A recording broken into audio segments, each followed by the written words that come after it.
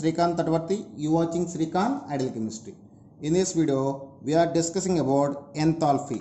So the word enthalpy derived from the Greek word which is means warm.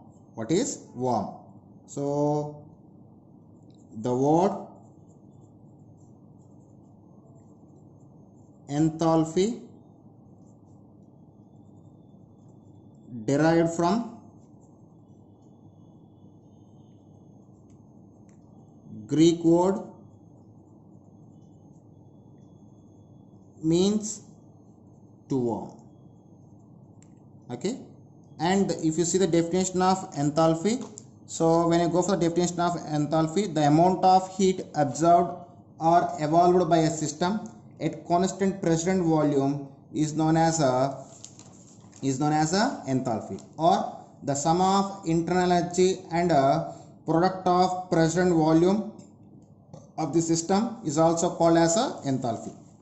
We can express the definition of enthalpy in two ways. One is according to theoretical definition and another one is according to practical explanation. So now is the definition. What is the definition of enthalpy? The amount of heat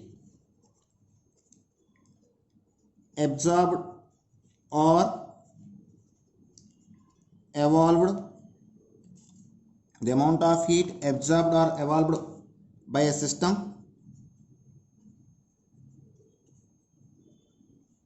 at constant pressure and temperature, at constant pressure and at constant pressure and volume is known as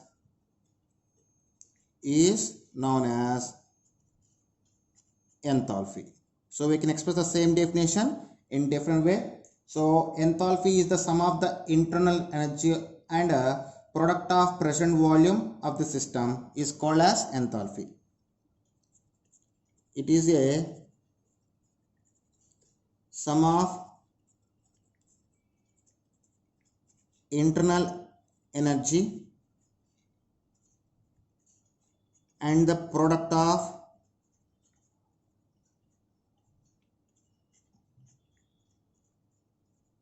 pressure and volume of the system, and the enthalpy which is represented by capital H. So it is represented by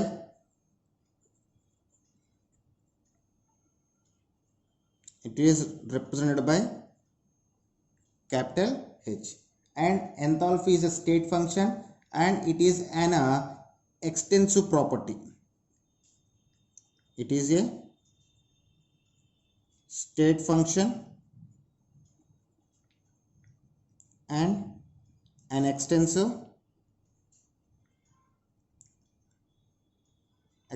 property. Okay, actually, like internal energy, the absolute value of enthalpy cannot be determined, but we can find the change in enthalpy. We can calculate the change in enthalpy. So change in enthalpy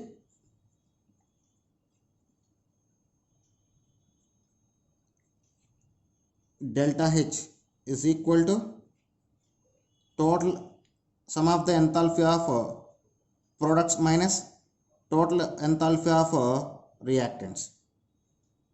So we can say sigma HP minus sigma HR.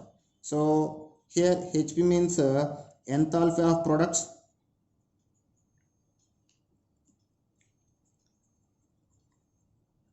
and HR means enthalpy of reactants.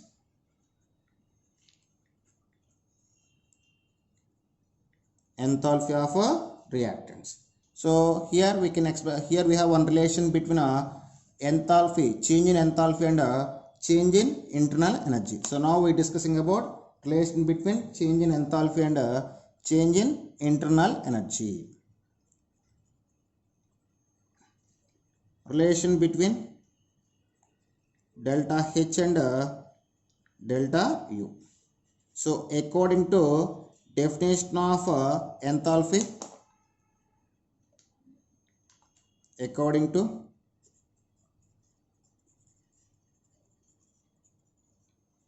definition of enthalpy, H is equal U plus PV. So that is second definition. If you see the second definition, sum of the internal energy and product of pressure and volume of the system we call as enthalpy. So I just take this formula or this derivation from the definition. So you know very well about the ideal gas. According to ideal gas, PV is equal nRT.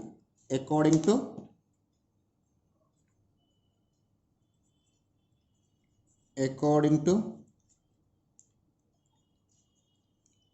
ideal gas equation, PV is equal to nRT. So now in the formula of enthalpy, in place of PV, you just need to substitute the nRT. Then we get H is equal to U plus nRT. So if we take the change in enthalpy plus PV, now change in enthalpy, I just take the change in enthalpy, then delta H is equal to delta U plus delta nRT. So here delta H is equal to change in enthalpy,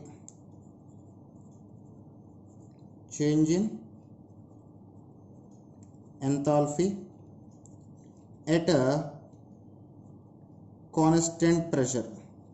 At the same time, delta U is equal to change in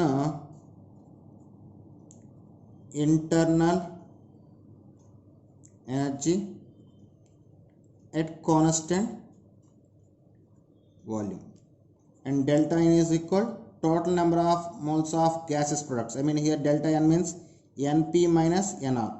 Here NP is equal to total number of moles of gaseous products. At the same time, NR means total number of moles of gaseous reactants.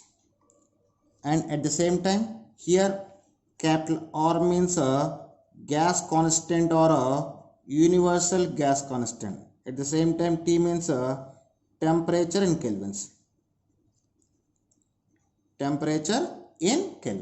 So this is the relation between delta H and delta U. And here we have some cases based on delta H and delta U. So we will discuss one by one. First, I just take the case 1. What is case 1? So I just take the case 1. Here I just take the conditions. If delta N is equal to 0, then delta H is equal to delta U.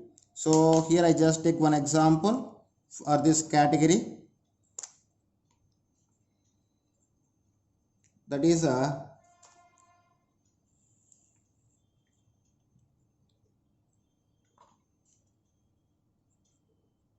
H2 plus I2 is gives rise to 2HI.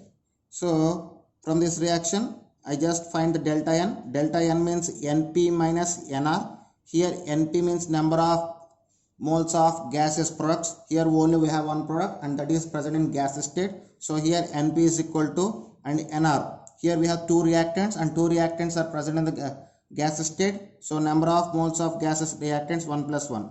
So then you get 2 minus 2, that is equal to 0. So substitute the value of 0 in this equation. Delta H is equal to delta U plus 0 into RT. That implies delta H is equal to delta U. Okay, the given equation can be satisfied the given set of conditions. Next, case 2.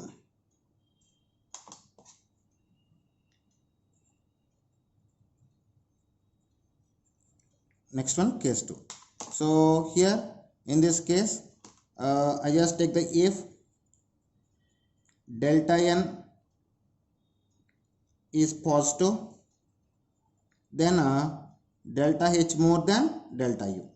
So for this category, I will explain with one example. So I just take the example. So here I just take the example, that is PCl5 is gives rise to PCl3 plus Cl2. Here delta N is equal number of moles of gases products 2 and number of moles of gases reactant 1. Then 2 minus 1 we get 1. So 1 is the positive value. So if you substitute the value at here, okay, then delta H is equal delta U plus 1 into RT. That means delta H is equal to delta U plus RT. So based on this, so if you want to equal the delta U to delta H, we need to add the RT. So from this we can say delta H is more than delta U. Okay. Next, third set of case 3 or third set of conditions. Case 3.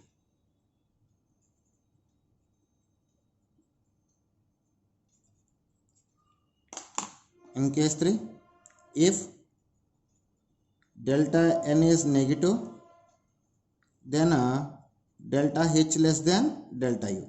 So for this category, I just take the one equation, one example, that is N2 plus 3H2 is gives rise to 2NH3. From this equation, if you take the delta N value, delta N is equal number of moles of gases products 2, number of moles of gases reactants 1 plus 3. Then 2 minus 4, that is equal minus 2. So it's a negative value. So